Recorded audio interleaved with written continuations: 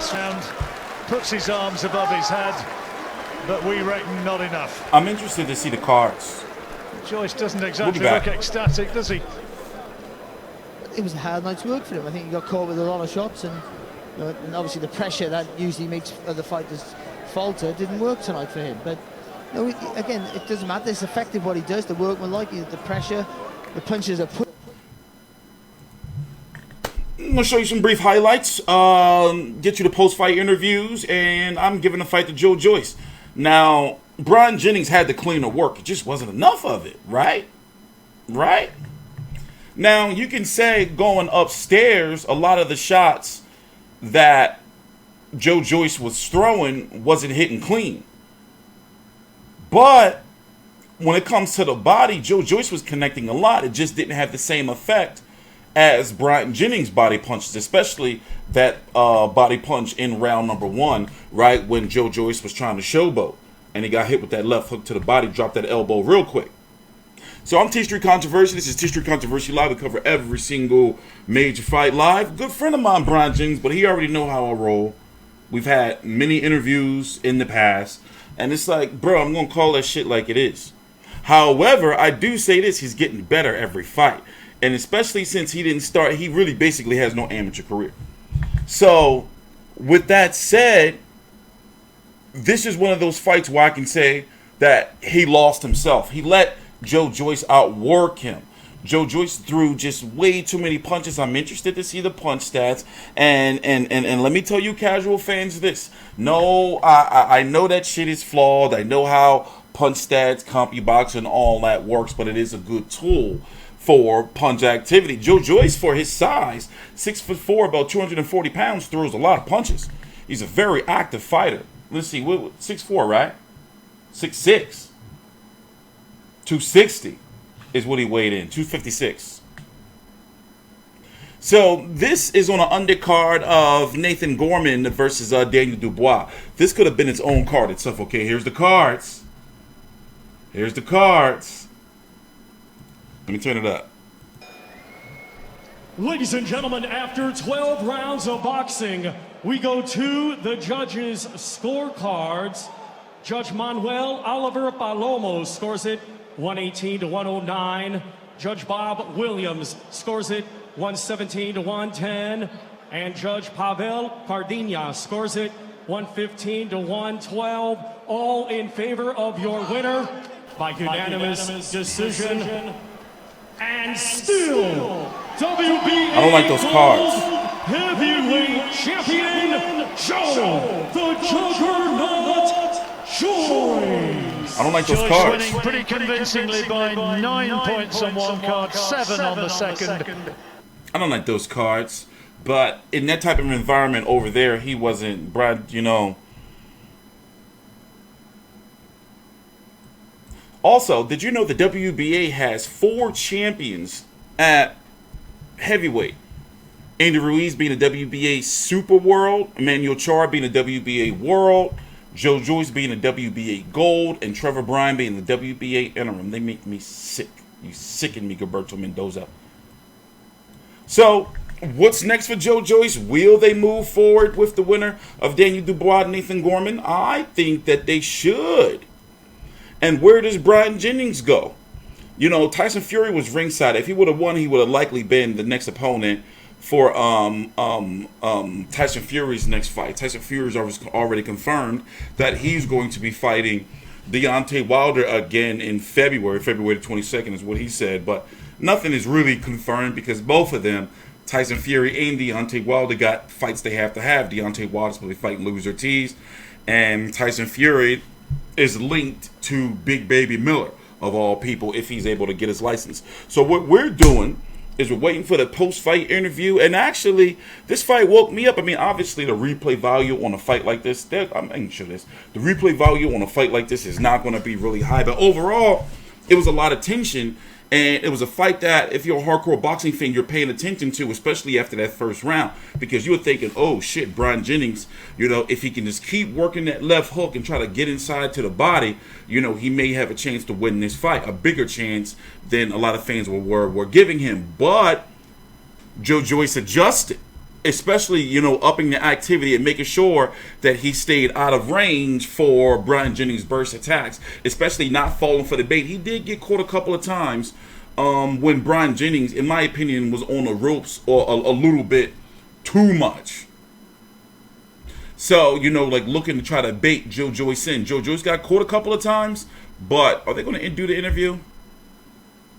But he did a good job adjusting and making sure that he didn't get baited in.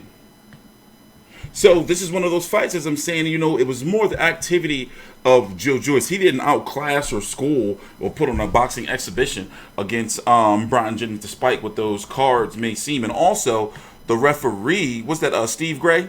You know, took a point from Bryant Jennings after not giving a warning, like a stern warning. You know, I like when referees give, like, I'm going to take a point away. If you keep on, you know, I like when referees, like, you know, get like that, you know, because we know, like, oh, shit, you know, they got to adjust. I don't like when, you know, they can just go and just take a point, like, nah, I got to take a point for that, you know, because it comes out of nowhere. But I understand it's at their discretion. So it looks like we're not going to get a post-fight interview from either. On the ESPN Plus broadcast is what I'm watching it on, by the way. Here, it's what I'm watching it on. So I've been here this whole card. Watched the Liam Williams fight. Okay, let's do a jump cut. Maybe it's just me. We'll be back, see if we can get you a post-fight interview. Be right back. It was hard. Yeah, it's very hard. He caught me with a very good body shot early on. I wasn't ready for it, and I was too busy, you know, looking at the crowd and like clowning around. And obviously that's a learning curve. And so yeah, big respect to Bryant Jennings. Like, he's a tough fighter, very experienced, and really tested me. Like he kind of worked me out what I was doing, and yeah, he's a great fighter. It's a priceless 12 rounds, even if it was a hard 12 rounds. Were you worried at any point, round 6 and 7, about going the full 12, Joe? No, I wasn't worried, but I'm used to getting them out there earlier, so that's what obviously is a big mistake to do, and I can't believe, like, perhaps Joshua did the same thing, and I guess I didn't learn from it. So, you know, luckily, you know, I used my experience and my toughness to pull through and keep going and just like wait until I was recovered, and it's great because that's what that's what these kind of fights are good for, to like teach you a lesson. Because if you have like if you're knocking them over too much, then you get a bit complacent, and I guess that showed. So yeah, big respect to Bryant. Big respect to Bryant. Yeah, big respect to Bryant Jennings, Adam, but it was a tough fight. I mean, Joe, I thought, won it quite clearly, but every round was hard. Yeah, well, that's the whole reason why you step up in levels, and after 11 pro fights. I don't know why they don't have the visuals. But that's such a great learning fight for him. Once we go back and watch little moments that happen in the fight, I'm really proud of him because I thought he got better and better as the fight went on, and he made less and less mistakes as the fight went on. And that's only going to make him a better fighter. You know, now we're saying things in dim, like if you do that and stand up right, if a shot even doesn't hurt you, it's going to show out. And to make yourself small when you're trading. And as the fight went on, while he was trading, he kept making himself a little bit smaller. So I'm really pleased with that one. Adams, please. Joe, going forward, where would you like to be October, November? Who would you like to be in with? Come on. Anybody. You know, I'm ready. So, my mind's gone blank. Throw some names at me. Manuel Charr, yeah, that's the one. Go on, win the world champion. It was be world champion, be number one. It was always Manny Charr. Joe, thanks very much. Adam, thanks very much. Paul, we're getting close. Our main event of the evening here at the O2 Arena. Heavy Duty Part 2. Daniel Dubois against Nathan. Here, let me mute that. Here's the WBA. Here's their shit right here. Andy Ruiz, Manuel Charr, Joe Joyce, and then Trevor Bryant, interim champion. Crazy ass shit, right? Crazy ass shit. They just do whatever they want over in the WBA. So yeah, you know, let's see what happens. Manuel Charr is supposed to be fighting Trevor Bryant, right? Is that done yet? Here, let me see if it's listed on BoxRec. I'm here, and that's supposed to happen, right? He's a Don King fighter, by the way. Don King like to make shit real hard when it comes to negotiations. But like I was saying, I like Joe Joyce. I like that style. I know it's a little awkward, you know, but, you know, it's different, you know, and he's called the Juggernaut for a reason. And one of the commentators said, I forgot if it was Barry or not, You know, it looks like he's punching through water, but that shit, sometimes it get through, and if it touch you, you know. But of course he has flaws, you know, major flaws. They can be exploited, but he's still growing. The problem is they don't have too much time for him to grow because he's 33 years old. You see what I'm saying? So he's got to start moving, and in this landscape, you know, he's trying to force his way in, you know, to this tight heavyweight landscape where it's top heavy with Deontay Wilder, Andrew Ruiz, Anthony Joshua, Kubrat Pulev's in the mix, Alexander Ulik's in the mix, Tyson Fury, Dylan White, Gerald Big Baby Miller is still in the mix, Adam Kornowski is right there, you know, on that same level as Joe Joyce and Luis Ortiz. You got Joseph Parker. You see what I'm saying? So he's trying to, you know, it's like a heavyweight Game of Thrones. It's the best way to put it. I'm TstreeT Controversy. This is TstreeT Controversy Live. This is one of those losses where for Bryant Jennings, you know, people going to be like, oh, you know, he's doing a lot better than he, you know, like he's been in it. For one, his resume is amazing. For, you know, a lot of people don't give him credit for fighting Luis Ortiz and Vladimir Klitschko back-to-back, right? That was back-to-back, wasn't it? But not only that, yeah.